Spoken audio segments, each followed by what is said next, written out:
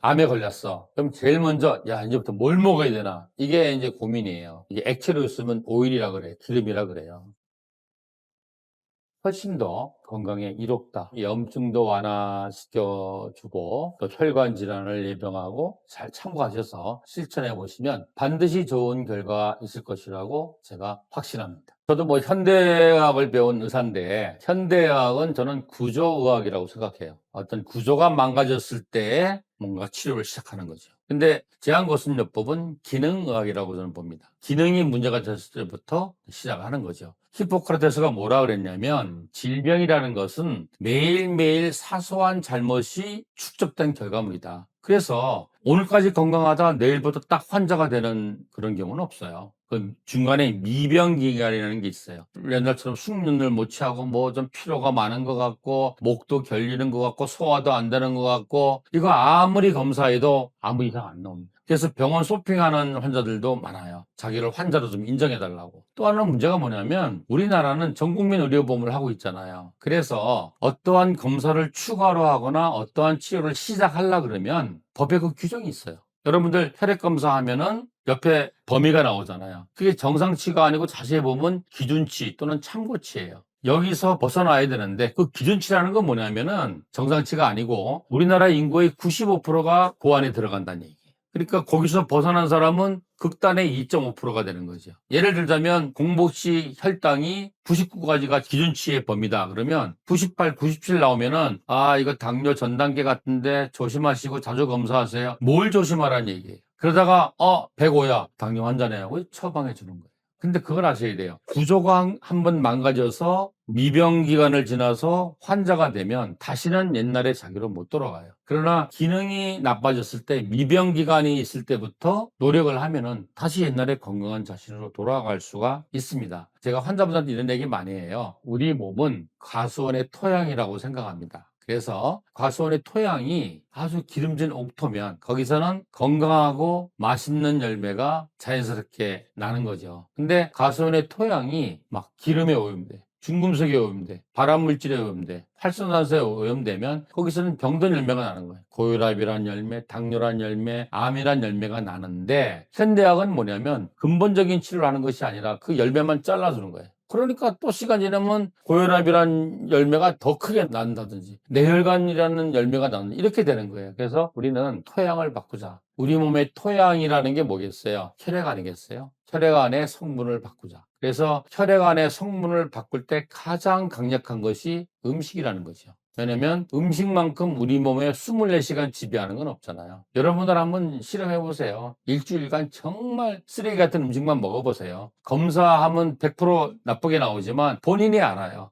더 이상 못하겠다. 근데 일주일간 나쁜 거 딱 끊고 신선한 채소 위주로 정말 좋은 음식 먹어보세요. 몸이 날아갈 것 같아요. 혈액 검사 하잖아요. 다 좋아져요. 우리 병원 다 암 환자인데 식이요법 하면 암 환자만 식이요법하고 보호자는 통닭시켜 먹고 그럴 수 없잖아요. 같이 하게 돼요. 그러면 보호자들이 반 이상이 뭐 고지혈증, 고혈압, 당뇨 있어요. 이런 분들은 3개월 내지 6개월 안에 거의 당뇨약이나 고지혈증약이나 혈압약을 끊거나 반 이하로 줄일 수가 있습니다.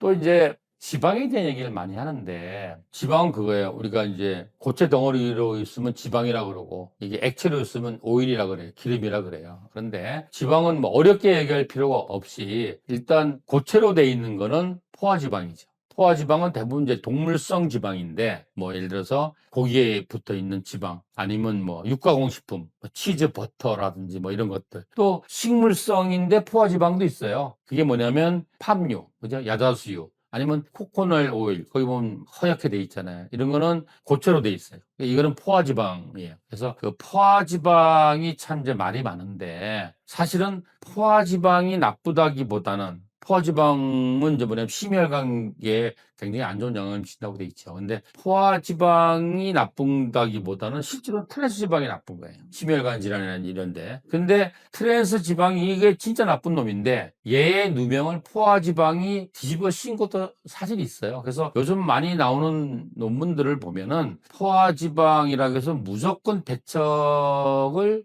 할 게 아니라 그 종류를 좀 볼 필요도 있다. 예를 들어서 그 코코넛 오일 같은 거는 식물성 포화지방이잖아요. 특히 암 환자 중에서 막 항암을 하고 뭐 복수가 차서 못 먹는 영양실조에 악역질에 빠진 사람은 이걸 먹으라 그래요. 왜냐하면 이 코코넛 오일에 있는 포화지방산은 그 장사슬 지방산이 아니고 중간사슬이에요. 그래서 얘는 암세포에 먹이가 안 된다고 돼 있어요. 대신 이게 에너지 공급원이 되니까 악액질에 빠진 암 환자한테는 코코넛 오일을 먹기도 해야 된다. 그래서 상황에 따라 다르다. 그러나 포화지방산보다는 불포화지방산이 훨씬 더 우리 몸을 이롭게 한다는 많은 의사들이, 많은 의학자들이 동의를 하고 있죠. 그러나 예전처럼 무조건 포화지방산은 안 된다. 여기에서는 조금 후퇴하고 있는 건 맞는 것 같아요. 그래서 개인적으로는 포화지방산을 처방하지는 않습니다. 왜냐하면 불포화지방산 먹을 게 많은데. 그 다음에 이제 불포화지방산 얘기를 좀 할 텐데, 일반인들이나 환자분들이 많이 하는 오메가3, 오메가6, 오메가9으로 한번 이야기를 해볼게요. 그래서 오메가3와 오메가6는 다중 지방산이에요. 그리고 오메가9이라고 하는 거는 요거는 단일 지방산인데 그 오메가3가 이게 중요한 거예요. 오메가3가 우리 몸의 염증도 완화시켜주고 또 혈관 질환을 예방하고 세포도 건강하게 해주는 거죠. 그래서 이제 오메가3에 있는 오일들이 어떤 거냐면 이 거선요법에서는 예전부터 아마씨유를 처방했어요. 근데 우리나라 아마씨유가 지금 이제 암 환자들이 많이 드세요. 근데 아마씨유가 좀 익숙하지 않잖아요. 근데 우리나라에는 들기름이라는 아주 좋은 오메가3가 있어요. 그래서 오메가3를 영양제로 섭취하는 것보다는 들기름이나 아마씨유로 먹는 게 훨씬 더 건강에 이롭다. 이렇게 돼 있어요. 그래서 암 환자 식이 처방에 있어서 지방이나 오일은 굉장히 제한적으로 모든 사람들이 처방을 하고 있는데 그중에서도 아마씨유나 들기름은 우리가 충분히 먹으라고 돼 있어요. 특히 채식 위주로 식이를 이제 하는 분들은 반드시 그 오메가3를 보충하셔야 돼요. 그때 내가 가장 권하는 건 들기름.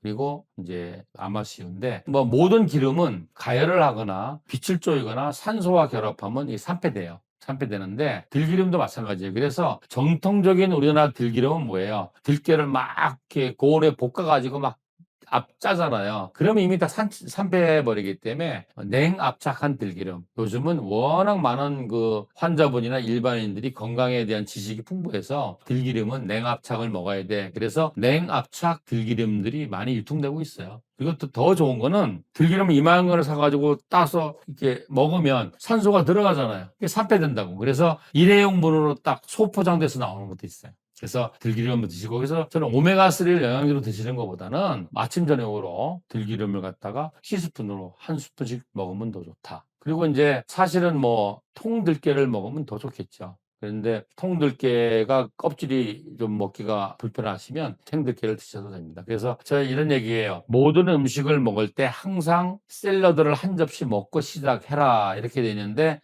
내가 어디 밖에서 외식을 해. 근데 샐러드를 준비를 못했어. 그때는 어떻게 하냐면 통들깨 가루를 한 스푼 이상 먹고 하시면 샐러드처럼 그 다음에 먹는 음식들의 당 지수를 낮춰줄 수가 있습니다. 그 다음에 이제 오메가6 얘기인데 오메가6는 이제 우리가 잘 아는 이제 콩기름, 뭐 참기름, 그리고 이제 이 씨앗에서 짠 포도씨유라든지 해바라기 씨유라든지 옥수수유 뭐 이런 것들인데 이 오메가6는 우리 몸에 염증을 좀 증가시키는 쪽으로 작용을 한다고 돼 있어요. 그래서 중요한 게 우리가 오일을 먹을 때, 기름을 먹을 때 오메가3와 오메가6의 비율이 중요한데 가장 좋은 건 1대1이 좋아요. 그러나 1대1을 맞추기 힘들거든요. 그래서 최소한 오메가3와 오메가6가 1대4를 넘지는 말자. 그렇게 얘기를 합니다. 이 비율이 중요하고요. 그리고 단가 불포화 지방산인 오메가9이라고 하는 게 이제 우리가 잘 아는 올리브유라든지 뭐 아보카도유 이런 거예요. 그래서 이 올리브유나 아보카도유는 주로 어떻게 쓰시면 되냐면은 샐러드에 드레싱용으로 쓰시면 좋아요. 특히 아보카도유는 이 당 지수가 10밖에 안 돼요. 그래서 그 다음에 먹는 음식들의 당 지수를 낮춰주는 효과도 있습니다. 제가 늘 강조하는 거는 뭐 이거 먹으면 나요, 이거 먹으면 안 걸려 이런 건 없다. 음식이라는 것은 골고루 전체식을 해야 되는 거고 식이요법이라는 건 뭐냐면 어떤 식재료를 먹으라고 처방해 주는 것은 어떤 식재료를 어떤 방식으로 만들어서 어떤 순서로 어떤 시간에 어떻게 보관해서 먹느냐 전체적인 패턴을 짜주는 게 식이 처방이지 이거 먹으세요, 이거 먹으세요 이런 거는 아니라고 저는 생각합니다. 자, 그래서 이제 암에 걸렸어. 그러면 이제 뭐 억울하고 불안한 거 이제 뭐 이런 거 지나고 나면 이제 어떻게 해야 되지? 그럼 제일 먼저 야, 이제부터 뭘 먹어야 되나? 이게 이제 고민이에요. 그러면 이제 대학에서도 이제 영양사 선생님들이 이제 영양 상담을 해주세요. 그러면 대학의 영양사 선생님들이 컨설팅 해주시는 건 뭐냐면 거대 영양소예요. 우리가 영양소를 크게 두 가지로 나눌 수 있어요. 에너지를 만들고 몸을 구성하는 탄수화물, 단백질, 지방이라는 것이 있고 에너지를 내지도 않고 우리 몸을 구성해 주지도 않지만 세포의 신진대사를 조절해주는 미세 영양소가 있어요. 그래서 우리가 거대 영양소도 중요하지만 우리 병은 전부 암 환자인데 이 거대 영양소를 중요시할 사람은 별로 없어요. 대부분 90% 이상은 우리보다 더 잘 드시고 활동도 잘 하세요. 아무리 말기암 환자라도. 그래서 목표는 뭐냐면 우리는 미세 영양소를 조절해서 세포가 신진대사를 건강하게 해서 암세포는 말라 죽이고 정상세포는 활성화시키자는 얘기인데 우리 거대 영양소도 에너지를 내는 것도 생각해야죠. 첫 번째는 우리 몸의 에너지원은 탄수화물, 단백질, 지방이지만 그중에서 탄수화물이다.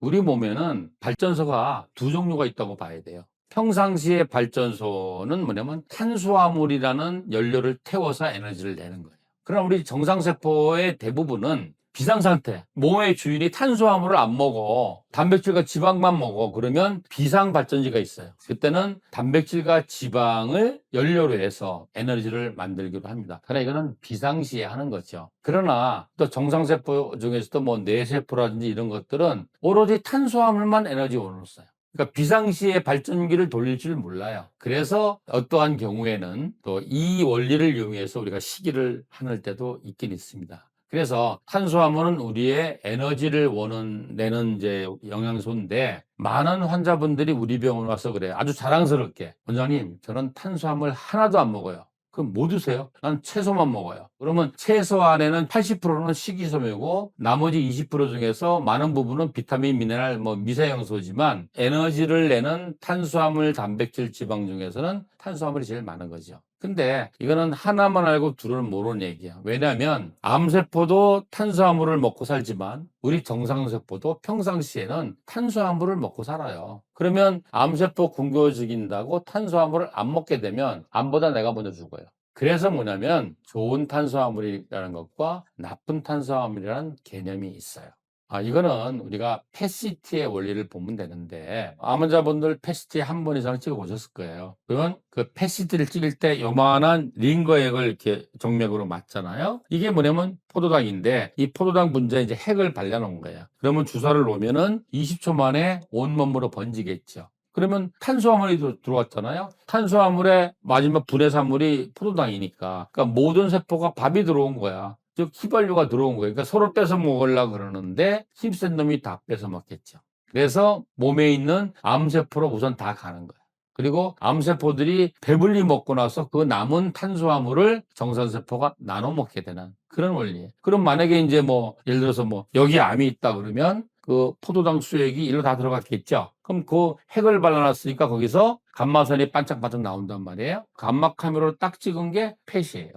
그러면 여기에 암이 있구나 이렇게 아는 거죠. 그래서 우리가 당지수라는 개념이 있잖아요. 무슨 말이냐면 우리가 탄수화물을 먹어 김치를 먹고 깍두기를 먹고 밥을 먹고 국수를 먹고 이렇게 먹으면 밥이 일로 못 들어가고 김치가 일로 피로 못 들어가잖아요. 그 다 분해해가지고 포도당만 피로 들어갈 수 있는 거죠. 그래서 이 포도당 100g을 정맥 주사를 놨을 때 혈당이 올라가는 걸 100이라고 보는 거예요. 거기에 비교해서 시금치는, 감자는, 파프리카는 100g을 먹으면 얼마를 올라가느냐? 이 상대 수치가 당지수가 되는 거예요. 그래서 우리가 탄수화물을 먹었는데 혈당이 바로 확 포도당 수용액처럼 피크를 쳐서 올라가는 것들 있잖아요. 이런 것들은 패시티의 원리처럼 몸속에 있는 암세포로 먼저 다 들어가는 거예요. 이놈들을 나쁜 탄수화물이라고 합니다.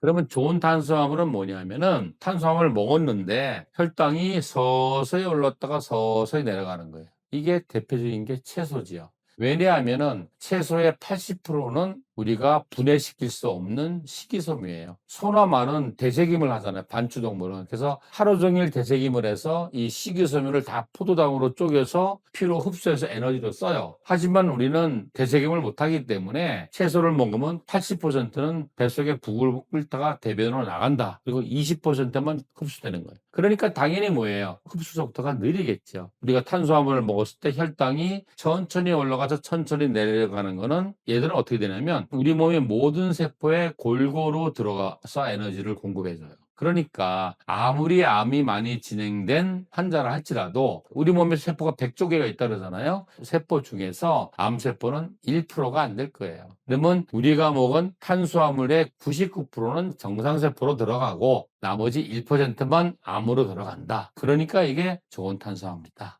그래서 나쁜 탄수화물은 먹지 말고 좋은 탄수화물을 많이 먹어야 되겠죠. 그래서 나쁜 탄수화물의 대표적인 것들이 정제 탄수화물들인 거죠. 깎은 흰쌀이라든지 흰 밀가루라든지 흰 설탕이라든지 흰색 소금이라든지 흰 첨가물, 이 조미료들 그런 것들은 먹으면 안 되겠죠. 그리고 좋은 탄수화물은 뭐냐면 채소 속에 있는 탄수화물이다. 그래서 다양한 채소를 많이 먹어야 된다. 이걸 아셔야 돼요. 내가 원래 사람은 동물성 음식을 요만큼 먹고 식물성 음식을 이만큼 먹는 잡식동물로 만들어 놨어요.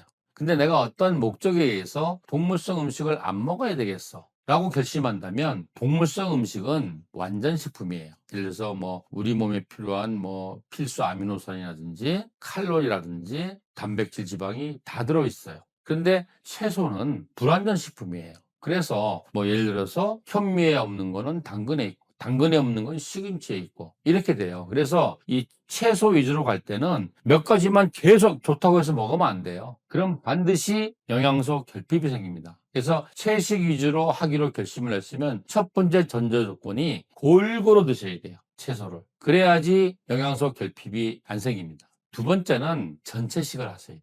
그러니까 예를 들면 웬만하면은 채소나 과일이나 곡식, 곡류를 갖다가 껍질을 까지 않고 통째로 드셔야 돼요. 왜냐면 그 껍질 속에 다양한 영양 성분들이 들어있고 껍질 속에 있는 그 파이버들을 식이섬유에 의해서 당지수가 낮아지는 거거든요. 그래서 골고루 먹고 전체식을 하고 많은 양을 드셔야 돼요. 그래야지만 채식의 이로운 점을 우리가 이용할 수 있습니다. 그래서 단백질 얘기인데 많은 사람이 그렇게 알아요. 우리가 힘을 내려면 단백질이 있어야 된다. 그래서 다음 주에 큰 수술해. 그러면 오늘부터 단백질을 엄청나게 먹어야 돼. 내가 지금 항암하니까 단백질을 엄청나게 먹어야 돼. 라고 착각을 하는데 단백질은 에너지원이 아니고 우리 몸의 구성성분이에요. 면역세포의 구성성분이에요. 다시 말하자면 우리 몸을 이루고 있는 벽돌이라고 생각을 하시면 돼요.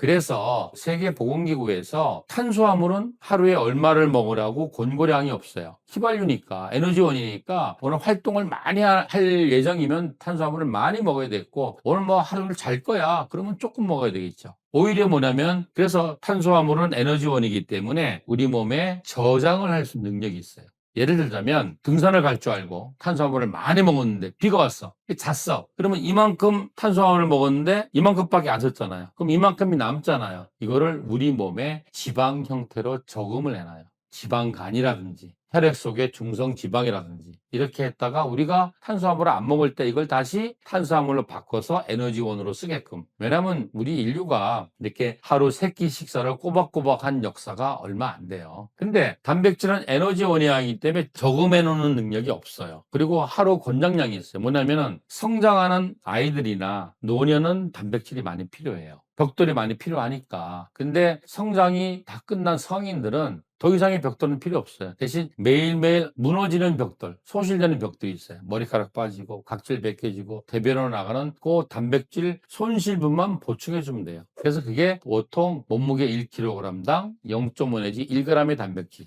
그러니까 여자분들은 하루에 한 30g, 40g의 단백질, 남자들은 하루에 한 40에서 50g의 단백질만 있으면 충분하다는 얘기죠. 그런데 단백질을 많이 먹게 되면 얘는 탄수화물처럼 저금을 안 해놓고 뱃속에서 부글부글 끓다가 그냥 나가요. 그래서 우리 삼겹살 많이 먹고 나면 뭐예요? 설사하잖아요. 흡수가 안 되니까. 그리고 흡수가 안 되고 계속 차 있으면 이게 뭐예요? 또 부패해갖고 독소로 작용할 수가 있겠죠. 그리고 또 사람들이 물어보는 게 그래요. 동물성 단백질이 좋아요? 식물성 단백질이 좋아요? 이렇게 물어본단 말이에요. 그거는 내가 어떻게 예를 들냐면 단백질은 벽돌이니까. 근데 벽돌의 종류가 다르다 이거야. 이게 황토 벽돌이냐, 콘크리트 벽돌이냐, 대리석 벽돌이냐, 그 차이가 있는 거죠. 그래서 동물성 단백질의 좋은 점은 동물성 단백질은 완전 식품이기 때문에 우리 몸에 필요한 필수 아미노산, 그 필수 아미노산이라는 건 뭐냐면 우리 체내에서 만들지 못하기 때문에 반드시 음식으로 먹어야 되는 9가지 필수 아미노산이 다 들어가 있어요. 그리고 거기에는 뭐 비타민 B12라든지 아연이라든지 철분이라든지 이런 게 풍부히 들어있어요.